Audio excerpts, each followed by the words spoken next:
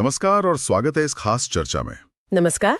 आज हम Sam Harris की किताब द एंड ऑफ फेथ इसके कुछ विचारों पर गहराई से बात करेंगे। जी हाँ, ये किताब धर्म, आस्था और तर्क और इनके बीच जो एक कहना चाहिए मुश्किल रिश्ता है हिंसा के साथ, उसे समझने की कोशिश करती है। बिल्कुल, हमारे पास किताब के कुछ अहम हिस्से हैं और हमारा इरादा हैरिस के जो मुख्य तर्क हैं उनको सामने लाना। हाँ, खास तौर पर ये कि वो क्यों मानते हैं कि आस्था आज की दुनिया में एक खतरा हो सकती है और तर्क अपनाने पर इतना जोर क्यों देते हैं। सही। देखिए, किताब की शुरुआत ही एक बहुत विचलित करने वाली तस्वीर से होती है। हाँ, वो बस वाली घटना। हाँ, एक नौजवान है, बस में चढ़ता है, कपड़ों के नीचे बम है, जेब में कीलों से जहर से भरी हैं। और फिर वो बटन दबाता है। और दर्जनों लोगों के साथ खुद भी माना जाता है। हैरिस यहीं से सवाल उठाते हैं कि ऐसी घटनाओं के पीछे क्या सिर्फ राजनीति है, गरीबी है, या फिर उस व्यक्ति का विश्वास, उसकी आस्था। सही। और यही सवाल मुझे लगता है पूरी किताब में गूंजता रहता है।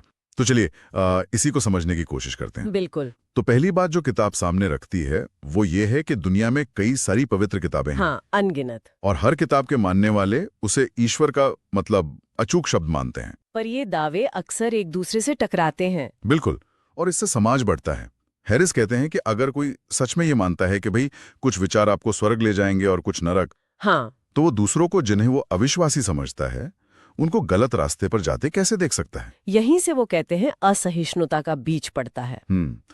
लेकिन फिर भी अजीब बात है ना कि किसी की आस्था पर सवाल उठाना, उसकी आलोचना करना, ये हमारी संस्कृति में आज भी लगभग वर्जित सा है। हाँ, और देखिए हैरिस इसी पॉइंट को पकड़ते हैं। वो कहते हैं कि जब कोई आत्मघाती हमला होता है तो हम अक्सर क्या करते हैं, हम हमलावर के विश्वासों को, उसकी आस्था को कम करके आंकते हैं। हम कहते हैं कारण राजनीतिक थे, आर्थिक थे। बिल्कुल।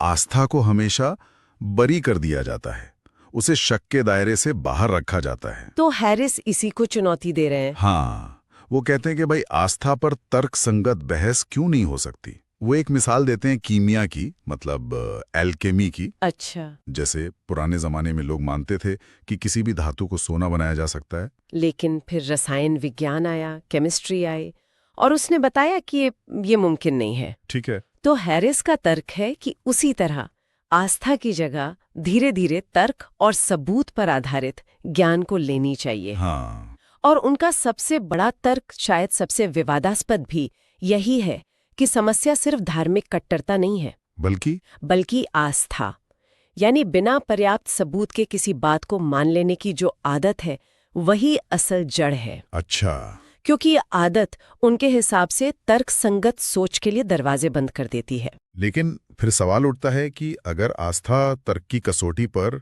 खरी नहीं उतरती तो फिर ये इतनी मजबूती से टिकी क्यों हुई है? ऐसा क्या है जो इसे बचाता है आलोचना से? हैरिस इसके लिए दो मुख्य कारण बताते हैं। वो उन्हें मिथक कहते हैं। मिथक कैसे? पहला मिथक यह है कि धर्म और आस्था लोगों को कुछ बहुत अच्छी चीजें देते हैं, जैसे एक मजबूत समुदाय, नैतिक व्यवहार सिखाते हैं, आध्यात्मिक अनुभव देते हैं। और ये चीजें कहीं और नहीं मिल सकती। हाँ, ये धारणा कि ये सिर्फ धर्म से ही मिलता है। और दूसरा मिथक ये है कि धर्म के नाम पर जो भयानक काम होते हैं, जैसे हिंसा, वो असल में धर्म की वजह से नहीं होते, बल्कि वो इंसान की अपनी कमजोरियों की वजह से होते हैं। लालच, नफरत, डर, और धर्म तो इन कमजोरियों का इलाज है, ना कि कारण। अच्छा, तो ये दो मिथक एक तरह का सुरक्षा कवच बना देते हैं आस्था के चारों ओर। बिल्कुल। और हैरिस यहाँ पर धार्मिक उदारवादियों पर भी सवाल उठाते हैं, यानी जो मॉडरेट होते हैं। हाँ, जो लोग अपने ही धर्म ग्रंथों की जो मुश्किल बातें हैं या हिंसक आयतें हैं उनको या तो नजरअंदाज कर देते हैं या उनकी मतलब अलग तरह से व्याख्या करते हैं। हाँ, मनमानी व्याख्या करते हैं ताकि वो आज की दुनिया के साथ तालमेल बिठा सकें। लेकिन बहुत से लोग तो अपने धर्म ग्रंथों को बिल्कुल शब्द से सच मानते हैं ना। हाँ, उदारवादी शायद नजरअंदाज कर दे, पर जो कट्टरपंथी हैं वो तो नहीं करते। वही तो। और यहीं पर आंकड़े आते हैं। किताब में गैलप पोल का जिक्र है और वो आंकड़े सच में चौंकाने वाले हैं। जैसे अमेरिका जैसे विकसित देश में 35% लोग मानते हैं कि बाइबल ईश्वर का लिखा हुआ बिल्कुल शब्दशः अचूक सत्य है। 35%? जी हाँ। और 48% मानते हैं कि ये ईश्वर से प्रेरित है और अचूक है, भले ही उसकी व्याख्या थोड़ी अलग करनी पड़े। यानी कुल मिलाकर 80% से ज्यादा लोग उसे ईश्वर से जुड़ा और अचूक मानते हैं। बिल्कुल, सिर्फ 17% ही ऐसे हैं जो उसे पूरी तरह एक मानवीय रचना मानते हैं जिस पर सवाल उठाया जा सकता है। और दुनिया की उत्पत्ति के बारे में करीब 46% अमेरिकी मानते हैं कि दुनिया ठीक वैसे ही बनी जैसा बाइबल की उत्पत्ति की कहानी में लिखा है, 6 दिनों में। यानी लाखों करोड़ों लोग। हैरिस इसे मजाक में कहते हैं कि इसका मतलब है लगभग 12 करोड़ लोग ये मानते हैं कि दुनिया तब बनी जब बियर बनाने की कला इजाद हुए भी 2500 साल हो चुके थे। ये तो वो इसे मिथकों का नशा कहते हैं। उनका सवाल सीधा है, हम जिंदगी के हर पहलू में सबूत मांगते हैं, डॉक्टर के पास जाते हैं, इंजीनियर से पूछते हैं, लेकिन जब धर्म की बात आती है तो हम कैसे मान लेते हैं कि विश्वास तर्क और सबूत से बिल्कुल परे हो सकता है? हाँ, यही उनका सवाल है। तो अगर कट्टरपंथियों का ये शब्दशः विश्वास खतरनाक हो सकता है और उदारवादी जो हैं वो अपनी ही ग्रंथों की असुविधाजनक बातों को अनदेखा कर रहे हैं, तो फिर रास्ता क्या है? उदारवाद में क्या कमी दिखती है हैरिस को? देखिए, हैरिस के नजरिए से उदारवाद एक तरह का समझौता है, वो कोई पक्का समाधान नहीं है। समझौता? हाँ, क्योंकि वो कहते हैं कि जो उदारवादी लोग हैं वो उदार इसलिए नहीं है कि उनके धर्म ग्रंथ उन्हें उदार बनाते हैं, बल्कि इसलिए कि वो धर्मनिरपेक्ष ज्ञान से प्रभावित हैं, विज्ञान से, मानवाधिकारों की बातों से। मिसाल के तौर पर बाइबल का ड्यूटोनॉमी खंड है। हाँ, उसमें क्या है? उसमें साफ लिखा है, ड्यूटोनॉमी 13:7-11, कि अगर आपका सगा भाई, बेटा, बेटी या पत्नी भी किसी और देवता की पूजा करने को कहे तो उसे माफ मत करो। तो क्या करो? उसे पत्थर मारकर मार डालो। बाप रे। जाहिर है आज के उदारवादी ईसाई ऐसा बिल्कुल नहीं करते। हाँ, बिल्कुल नहीं। लेकिन हैरिस कहते हैं कि ये बदलाव बाइबल पढ़ने से नहीं आया, ये तो सदियों में जो सांस्कृतिक विकास हुआ है उसकी वजह से आया है, जिसने ऐसे आदेशों को मानना लगभग नामुमकिन बना दिया है। अच्छा, तो उदारवाद कहाँ कमजोर पड़ जाता है? वो कट्टरता के खिलाफ कोई मजबूत दीवार नहीं खड़ी कर पाता। क्यों? क्योंकि कट्टरपंथी की नजर में तो उदारवादी भटका हुआ है, वो नरक जाएगा। उदारवादी ये नहीं कह सकता कि कट्टरपंथी पागल है, क्योंकि वो तो बस अपने विश्वास पर पूरी ईमानदारी से चल रहा है। नई बात है। और उदारवादी ये भी नहीं कह सकता कि कट्टरपंथी धार्मिक रूप से गलत है, क्योंकि अक्सर कट्टरपंथी अपने ग्रंथों को उदारवादी से ज्यादा अच्छी तरह जानता है। तो फिर उदारवादी क्या है? हैरिस के अनुसार वो धर्मनिरपेक्ष ज्ञान और धर्म ग्रंथों की अज्ञानता, इन दोनों का मिश्रण है, और ये कट्टरता का मुकाबला करने के लिए नाकाफी है। मतलब ये सिर्फ लीप अप होती है? हाँ, एक तरह से ये सिर्फ पुराने अंधविश्वासों पर पर्दा डालने जैसा है, बजाय इसके कि हम नैतिकता, आध्यात्मिकता जैसे मुद्दों पर पूरी तरह से अपनी तर्क बुद्धि, अपनी रचनात्मकता का इस्तेमाल करें। किताब में एक बड़ा दिलचस्प विचार प्रयोग भी है। हाँ, वो ज्ञान मिट जाने वाला। हाँ, मान लीजिए किसी वजह से कोई बड़ी आपदा आती है और इंसान का सारा जमा किया हुआ ज्ञान मिट जाता है, किताबें, कंप्यूटर, सब खत्म, हमें शून्य से शुरुआत करनी है। ठीक है। तो हम सबसे पहले क्या सीखना चाहेंगे? शायद खेती करना, घर बनाना, भाषा। हाँ, जो जीने के लिए जरूरी है, बुनियादी जरूरतें। लेकिन हैरिस पूछते हैं, क्या जीसस का कुंवारी से जन्म लेना, या उनका मरकर जी उठना, या मोहम्मद का रात में घोड़े पर बैठकर स्वर्ग जाना? हाँ, क्या ये बातें हमारी प्राथमिकता सूची में होंगी? क्या हम इन्हें फिर से खोजना चाहेंगे? शायद नहीं। हैरिस का अंदाजा है कि ये कहानियां हमें शायद वैसी ही लगेंगी जैसी आज हमें आइसिस देवी के सींगों की कहानियां लगती हैं, या थोर के हथौड़े की। मतलब मिथकों की तरह। हाँ, बाइबल और कुरान जैसी किताबें शायद ओविड की मेटामॉर्फोसिस या मिस्र की मृतकों की पुस्तक के साथ रख दी जाएंगी। मतलब प्राचीन साहित्य का हिस्सा, न कि कोई अचूक ईश्वरीय सत्य। लेकिन कुछ आध्यात्मिक सत्यों का क्या, जैसे प्रेम का महत्व, डर पर काबू पाना? हो सकता है। हैरिस मानते हैं कि कुछ गहरे आध्यात्मिक सत्य शायद हों जिन्हें हम फिर से खोजना चाहें, लेकिन वो बिना सबूत वाले सिद्धांतों और कहानियों का पूरा पुलिंदा शायद वो हमेशा के लिए खो जाए। शायद। इतिहास अगर देखें तो धर्म ने समाज को जोड़ने का काम भी किया है, तोड़ने का भी। हाँ, दोनों पहलू हैं। लेकिन आज की दुनिया में जहां सब कुछ इतना जुड़ा हुआ है, हैरिस क्यों मानते हैं कि धार्मिक विचारधारा खासतौर पर खतरनाक हो गई है? क्योंकि हैरिस के अनुसार धार्मिक आस्था अक्सर हमें अतीत की जो बर्बर और अतार्किक सोच है उससे बांधे रखती है। जैसे राजाओं का दैवीय अधिकार कि राजा भगवान का प्रतिनिधि है, जाति व्यवस्था, गुलामी, विधर्मियों को यानी अलग राय रखने वालों को सजा देना, ये सब चीजें कहीं ना कहीं धार्मिक विश्वासों से जुड़ी थी। ऐसे विश्वास जो बिना पर्याप्त सबूत के मान लिए गए थे। बिल्कुल। और जब कोई विश्वास सबूत मांगने की जरूरत से ही इनकार कर दे, मतलब कहे कि बस मान लो, सवाल मत करो, तो वो एक तरह की हेरेसिक शब्द इस्तेमाल करते हैं, परवर्स कल्चरल सिंगुलैरिटी। इसका क्या मतलब हुआ? इसे ऐसे समझे कि ये एक ऐसा वैचारिक ब्लैक होल बन जाता है जहां तर्क और सबूत पहुंच ही नहीं पाते, बातचीत असंभव हो जाती है। और आज की दुनिया में ये खतरनाक क्यों है? क्योंकि आज हमारे पास परमाणु हथियार हैं। अगर ऐसे अतार्किक विश्वास जो बातचीत और तर्क को नकारते हैं वो उन लोगों के हाथ में आ जाएं जिनके पास विनाशकारी हथियार हैं, तो नतीजा क्या होगा? हाँ, ये सोचने वाली बात है।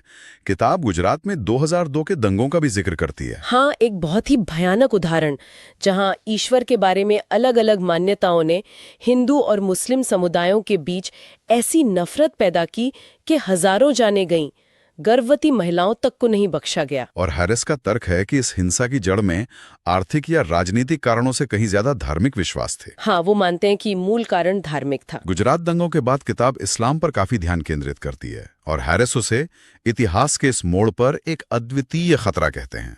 ये तो बहुत बड़ा और कहना चाहिए विवादास्पद बयान है कि वो ये नहीं कह रहे कि सारे मुसलमान खतरा हैं, करोड़ों मुसलमान शांति प्रिय हैं, तर्कसंगत हैं। तो फिर वो अद्वितीय खतरा क्यों कहते हैं? उनका तर्क है कि इस्लाम की जो मुख्य धारा की शिक्षाएं हैं उनमें कुछ ऐसे तत्व मौजूद हैं जो हिंसा और असहिष्णुता को बढ़ावा दे सकते हैं। वो ये नहीं कह रहे कि हमेशा देते हैं, पर दे सकते हैं। किन तत्वों की बात कर रहे हैं वो खास तौर पर जिहाद की अवधारणा पर आते हैं। वो मानते हैं कि ठीक है, एक बड़ा जिहाद है, यानी अपने अंदर की बुराइयों से लड़ना, लेकिन एक छोटा जिहाद भी है जिसका मतलब है काफिरों यानी अविश्वासियों और धर्म त्यागियों के खिलाफ युद्ध। वो कुरान की कुछ आयतों का हवाला देती हैं, जैसे सूरा 9 आयत 123। क्या है उसमें? जिसका मतलब है कि ए ईमान वालों, उन काफिरों से लड़ो जो तुम्हारे आसपास हैं और चाहिए कि वे तुम में सख्ती पाएं। हैरिस मानते हैं कि ऐसी आयतें सीधे तौर पर युद्ध का आह्वान करती लगती हैं। और शहादत की अवधारणा? हाँ, शहादत यानी मार्टरडम, धर्म के लिए जान देना। वो कहते हैं कि ये अवधारणा आत्मघाती हमलों को समझने में एक भूमिका निभाती है। वो कुरान जैसे 4.74 का हवाला देते हुए इसे एक तरह का स्वर्ग का शॉर्टकट या मजाक में करियर अवसर तक कह देते हैं। उनका ये भी तर्क है कि इस्लाम में अक्सर धर्म और राज्य को अलग नहीं माना जाता। जी, जिससे वैश्विक प्रभुत्व की एक इच्छा पैदा होती है और शहादत का तर्क और मजबूत होता है। वो प्यू रिसर्च सेंटर के एक सर्वे का भी जिक्र करती हैं। उसमें क्या पाया गया? उसके अनुसार कई मुस्लिम बहुल देशों में, जैसे लेबनान में 82%, पाकिस्तान में 38%, एक बड़ी संख्या में लोग मानते हैं कि इस्लाम की रक्षा के लिए आत्मघाती बम विस्फोट करना कभी-कभी या अक्सर जायज है। लेकिन कई आलोचक हैं, जैसे नोआम चॉम्स्की का आपने जिक्र किया, वो कहते हैं कि 9/11 जैसी घटनाएं इस्लाम की वजह से नहीं हुई। हाँ, वो कहते हैं ये अमेरिका की विदेश नीति का नतीजा है। अमेरिका खुद एक प्रमुख आतंकवादी राज्य रहा है जिसने इराक पर प्रतिबंध लगाए, सूडान में दवा फैक्ट्री पर बम गिराए। हैरिस इस तर्क का क्या जवाब देते हैं? देखिए, हैरिस इस आलोचना को पूरी तरह से खारिज नहीं करते। वो मानते हैं कि पश्चिमी देशों की नीतियां भी समस्या का हिस्सा हो सकती हैं, लेकिन वो इरादे मतलब इंटेंशन के फर्क पर बहुत जोर देते हैं। कैसे? वो एक विचार प्रयोग देते हैं, उत्तम हथियार यानी परफेक्ट वेपन का। हाँ। मान लीजिए जॉर्ज बुश और ओसामा बिन लादेन दोनों के पास एक ऐसा हथियार आ जाए जो सिर्फ दुश्मन को मारे, बिना किसी और को नुकसान पहुंचाए, एक गोली जो सिर्फ टारगेट को लगे। ठीक है। हैरिस पूछते हैं कि कौन इसे कैसे इस्तेमाल करेगा। उनका तर्क है कि बुश या कोई भी पश्चिमी लोकतांत्रिक नेता इसे सिर्फ दुश्मन सैनिकों पर या आतंकवादियों पर इस्तेमाल करेगा, निर्दोष नागरिकों पर नहीं। और बिन लादेन या सद्दाम हुसैन? वो शायद इसे अपने राजनीतिक विरोधियों पर या निर्दोष नागरिकों पर भी इस्तेमाल करने से नहीं हिचकेंगे, अगर उन्हें लगता है कि इससे उनका मकसद पूरा होगा। तो इससे इरादे का फर्क साफ होता है। हाँ, और इसी आधार पर वो कोलैटरल डैमेज और आतंकवाद में नैतिक अंतर करते हैं। कोलैटरल डैमेज यानी युद्ध में अनजाने में मारे गए निर्दोष लोग। बिल्कुल। पश्चिमी देश जब बम गिराते हैं उन्हें पता होता है कि शायद कुछ निर्दोष लोग मारे जाएंगे। ये भयानक है, लेकिन उनका इरादा निर्दोषों को मारना नहीं होता। जबकि आतंकवाद का तो लक्ष्य ही अक्सर निर्दोषों को मारना होता है ताकि समाज में डर फैले। वो ये भी कहते हैं कि दुनिया के अलग अलग समाज शायद नैतिक विकास के अलग अलग चरणों में हैं। हाँ, वो कहते हैं कि कुछ समाजों में क्रूरता ज्यादा स्वीकार्य हो सकती है। जैसे अमेरिका में माय लाय नरसंहार को एक शर्मनाक घटना माना जाता है, पर शायद कुछ और संस्कृतियों में वैसी क्रूरता पर गर्व किया जाए। और वो इस बात पर भी जोर देते हैं कि आतंकवाद का कारण सिर्फ गरीबी या अशिक्षा नहीं है। नहीं, क्योंकि कई आतंकवादी जैसे 9/11 के हमलावर या अहमद उमर शेख जिसने डैनियल पर्ल का कत्ल किया, वो पढ़े लिखे थे, अच्छे मध्यवर्गीय परिवारों से थे। तो ये सिर्फ जिसे कहते हैं बाहरी खतरा नहीं है।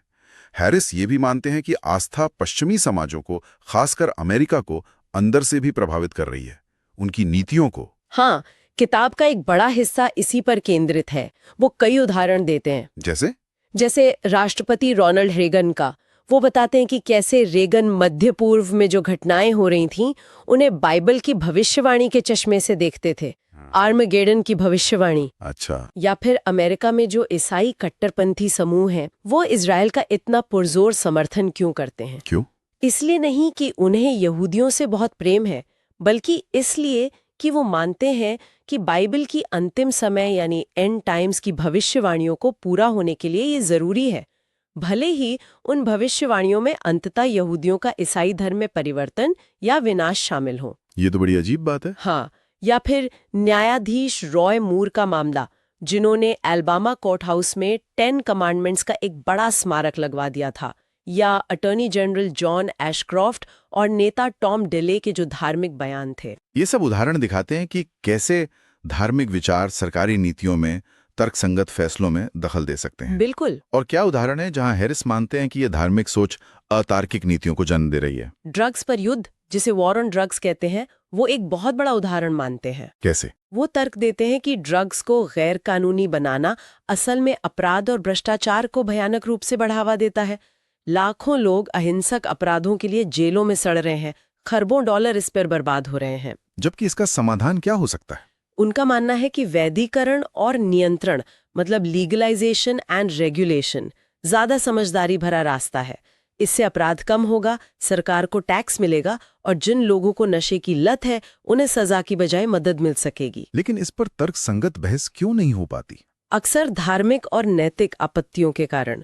लोग कहते हैं ये गलत है, अनैतिक है, बजाय इसके कि इसके व्यावहारिक परिणामों पर बात करें। इसी तरह एड्स रोकथाम का भी मुद्दा है। हाँ, अमेरिकी सरकार खासकर ईसाई समूहों के दबाव में एड्स रोकथाम के लिए जो पैसा देती है, उसका बड़ा हिस्सा कॉन्डोम के इस्तेमाल को बढ़ावा देने की बजाय परहेज यानी एब्स्टिनेंस सिखाने पर खर्च करती है। जबकि सबूत दिखाते हैं कि कॉन्डोम ज्यादा प्रभावी है। बिल्कुल। हैरिस कहते हैं कि ये पूरी तरह अतार्किक नीति है और ये लाखों लोगों की मौत का कारण बन सकती है, सिर्फ इसलिए कि ये कुछ धार्मिक मान्यताओं के अनुरूप है। ये सब तो हुई आलोचना धर्म की, आस्था की, उसके असर की। पर अगर नैतिकता धर्म से नहीं आती, जैसा हैरिस कहते हैं, तो फिर कहाँ से आती है? क्या नैतिकता का कोई वैज्ञानिक आधार हो सकता है? हाँ, यही किताब का एक और बहुत महत्वपूर्ण और कह सकते हैं महत्वाकांक्षी हिस्सा है।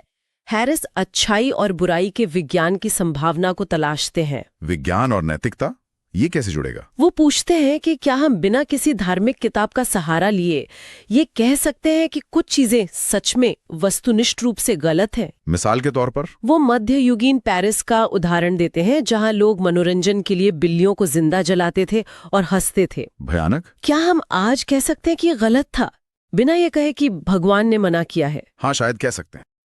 हैरिस का तर्क है कि हाँ, बिल्कुल कह सकते हैं, और इसका आधार ईश्वर का आदेश नहीं बल्कि चेतना, कॉन्शियसनेस, और खुशी, दर्द महसूस करने की क्षमता, वेलबींग एंड सफरिंग। हाँ, ओके। मतलब ये कि हम चट्टानों के प्रति कोई नैतिक जिम्मेदारी महसूस नहीं करते। क्यों? क्योंकि हम नहीं मानते कि उनमें चेतना है, कि वो सुख दुख महसूस करती हैं। ठीक है। लेकिन जानवरों के प्रति करते हैं या करना चाहिए। क्यों? क्योंकि हम जानते हैं कि वे दर्द महसूस कर सकते हैं। हैरिस डिस्कार्टिस जैसे दार्शनिक की आलोचना करते हैं जो मानते थे कि जानवर बस मशीन है, उनमें आत्मा नहीं होती। और इसी सोच ने विविसेक्शन को बढ़ावा दिया। हाँ, विविसेक्शन यानी जीवित प्राणियों पर प्रयोग, जैसे कुत्तों को बिना बेहोश किए चीर-फाड़ करना, क्योंकि माना जाता था कि उनकी चीखें तो बस घड़ी की टिक-टिक जैसी हैं, उनका कोई मतलब नहीं। तो नैतिकता का आधार चेतना और पीड़ा है, हैरिस मानते हैं। हाँ, और वो ये भी मानते हैं कि तंत्रिका विज्ञान, न्यूरोसाइंस हमें ये समझने में मदद कर सकता है कि हम नैतिक निर्णय कैसे लेते हैं और क्यों कुछ लोगों में ये क्षमता गड़बड़ हो जाती है, जैसे मनोरोगियों में, साइकोपैथ्स में। लेकिन नैतिकता क्या पूरी तरह वस्तुनिष्ठ, ऑब्जेक्टिव हो सकती है? अलग अलग संस्कृतियों में तो बहुत अलग अलग मान्यताएं होती हैं। हाँ, ये एक बड़ा सवाल है। जैसे जिसे ऑनर किलिंग कहा जाता है, उसे कुछ समाजों में सही या जरूरी भी माना जाता है। यहीं पर हैरिस नैतिक सापेक्षवाद, मॉरल रिलेटिविज्म की कड़ी आलोचना करते हैं। नैतिक सापेक्षवाद यानी ये विचार की सही गलत संस्कृति पर निर्भर करता है। हाँ, हैरिस कहते हैं कि ये बकवास है। कुछ कार्य जैसे ऑनर किलिंग वो सार्वभौमिक रूप से गलत हैं, चाहे कोई भी सांस्कृतिक संदर्भ क्यों ना हो। वो इसे कैसे सही ठहराते हैं? वो कहते हैं कि ऑनर किलिंग में होता क्या है, अक्सर एक लड़की जो शायद बलात्कार की शिकार हुई है, उसे ही उसके परिवार के पुरुष सदस्य मार देते हैं। क्यों? परिवार की इज्जत बचाने के लिए। हैरिस पूछते हैं कि क्या ये किसी भी तर्कसंगत पैमाने पर प्रेम, करुणा या न्याय के साथ मेल खाता है? क्या ये उस लड़की की भलाई, वेलबींग को ध्यान में रखता है? नहीं, बिल्कुल नहीं। तो उनका जवाब है नहीं। उनका मानना है कि इंसानी खुशी और पीड़ा के बारे में कुछ वस्तुनिष्ठ सत्य होते हैं और हमारी नैतिक व्यवस्था को इन्हीं सत्यों पर आधारित होना चाहिए, न कि हजारों साल पुरानी किताबों या सांस्कृतिक रिवाजों पर, जो अक्सर क्रूर और अतार्किक होते हैं। किताबें और बहुत मुश्किल नैतिक सवाल उठाती हैं। हाँ, वो यातना और कोलैटरल डैमेज वाला। हाँ, यातना और कोलैटरल डैमेज, युद्ध में अनजाने में निर्दोषों को मारना। सवाल ये है कि अगर हम युद्ध में किसी लक्ष्य को हासिल करने के लिए ये जानते हुए बम गिराने को तैयार हैं कि इसमें कुछ निर्दोष बच्चे भी मर सकते हैं, तो क्या किसी संदिग्ध आतंकवादी से, जिसे शायद हजारों जानें बच सकती हैं, जानकारी निकलवाने के लिए यातना का इस्तेमाल करना नैतिक रूप से बहुत अलग है? ये एक ऐसा सवाल है जो किसी को भी असहज कर देगा। बिल्कुल। हैरिस खुद मानते हैं कि तर्क के स्तर पर देखें तो दोनों में समानता दिख सकती है, दोनों में इंसानी पीड़ा शामिल है किसी बड़े मकसद के लिए। लेकिन भावनात्मक रूप से और शायद नैतिक रूप से भी यातना हमें कहीं ज्यादा घिनौनी और अस्वीकार्य लगती है। क्यों? हैरिस इसे एक नैतिक भ्रम, मॉरल इल्यूजन कहते हैं। जैसे हमें लगता है कि क्षितिज पर चांद ज्यादा बड़ा है, पर असल में होता नहीं है। वो ये नहीं कह रहे हैं कि यातना सही है, बिल्कुल नहीं। तो फिर? वो बस हमें ये सोचने पर मजबूर कर रहे हैं कि हमारे जो नैतिक अंतर्ज्ञान हैं, जो गट फीलिंग्स हैं, वो हमेशा तर्कसंगत नहीं होते। हमें उन पर भी सवाल उठाना चाहिए। वो अपनी एक निजी घटना का भी जिक्र करते हैं प्राग में। हाँ, जहां उन्होंने एक महिला को कुछ नशेड़ियों से बचाने की कोशिश की थी, लेकिन सीधे भिड़ने के बजाय उन्होंने झूठ और ध्यान भटकाने का सहारा लिया। और वो इसे बाद में एक नैतिक विफलता मानते हैं। हाँ, क्योंकि वो मानते हैं कि उनके ऐसा करने से उन हमलावरों को कोई सबक नहीं मिला और वो शायद आगे भी वैसा ही करते रहेंगे। ये दिखाता है कि असल जिंदगी में नैतिक निर्णय लेना कितना मुश्किल और जटिल हो सकता है। तो क्या हैरिस सिर्फ धर्म की आलोचना करके, आस्था को खारिज करके ही रुक जाते हैं, या वो आध्यात्मिकता के लिए, स्पिरिचुअलिटी के लिए कोई जगह देखते हैं? नहीं, वो बिल्कुल नहीं रुकते। क्या बिना धर्म के भी आध्यात्मिक अनुभव संभव हैं उनके हिसाब से? हाँ, बिल्कुल। किताब का जो आखिरी हिस्सा है वो इसी संभावना को तलाशता है। हैरिस पारंपरिक धर्मों की जो हठधर्मिता है, डॉगमा है, जो अतार्किक विश्वास है, उन्हें तो पूरी तरह खारिज करते हैं।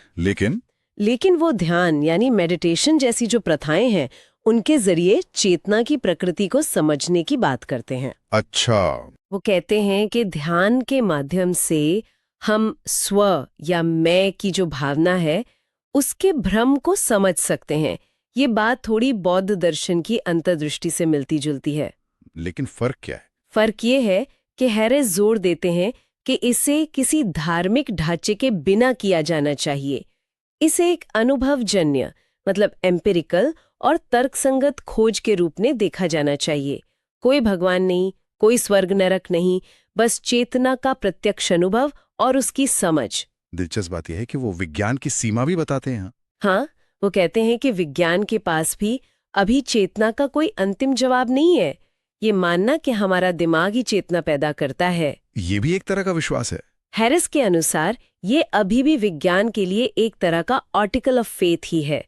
ये पूरी तरह से साबित हुआ तथ्य नहीं है। चेतना अभी भी एक बड़ा रहस्य है। तो अगर इस पूरी लंबी और गहरी चर्चा को समेटें तो एंड ऑफ फेथ का जो मुख्य संदेश है, जो सार है, वो क्या है? देखिए, सार यही है कि ये किताब आस्था को, मतलब वो प्रवृत्ति जो हमें बिना पर्याप्त सबूत के विश्वास करने को कहती है, उसे तर्क, विज्ञान, वैश्विक सहयोग और आखिरकार हमारी सभ्यता के भविष्य के लिए एक गंभीर खतरे के रूप में देखती है। ये एक सीधी चुनौती है। हाँ, एक बहुत सीधी चुनौती है कि हम अपने सबसे पवित्र माने जाने वाले सबसे गहरे विश्वासों पर भी सवाल उठाएं, उन्हें तर्क और सबूत की कसौटी पर परखें, चाहे वो धार्मिक हो या किसी और तरह के। और उनका निष्कर्ष है कि आज की दुनिया में हम आस्था के आधार पर जीने का जोखिम नहीं उठा सकते। हाँ, बिल्कुल। और ये किताब हमें एक विचार के साथ छोड़ जाती है जिस पर शायद हम सब सोच सकते हैं। क्या विचार? क्या होगा अगर हम नैतिकता, आध्यात्मिकता, चेतना जैसे जो गहरे सवाल हैं, उनकी खोज उसी गंभीरता, उसी खुलेपन और सबूतों के प्रति उसी सम्मान के साथ करें